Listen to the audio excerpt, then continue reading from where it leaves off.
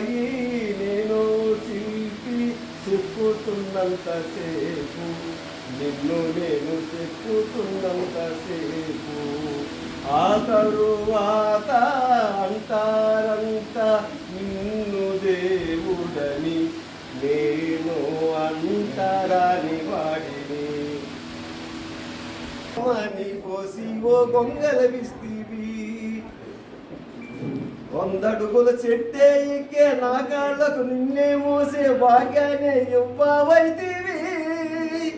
నీ ముందు వెలిగే దీపాంతాలు నా చెమటతో చేస్తీని, మరి ఎందుకో మా మట్టి బ్రతుకున ఏ దీపం పెట్టవైతివి.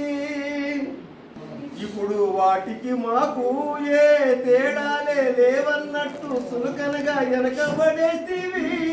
తల్లి పాల వంటి తాటి కళ్ళు గీసి నా గోసలు చూడవైతివి. 100 అడుగులు చెట్టే ఎక్కే నా కాళ్ళకు నిన్నే మోసే భాగ్యాన్ని ఇవ్వవైతివి. నీ పల్లకి మోసిన చేతులకు పాసిక పుల్లైన ఇవ్వవైతివి.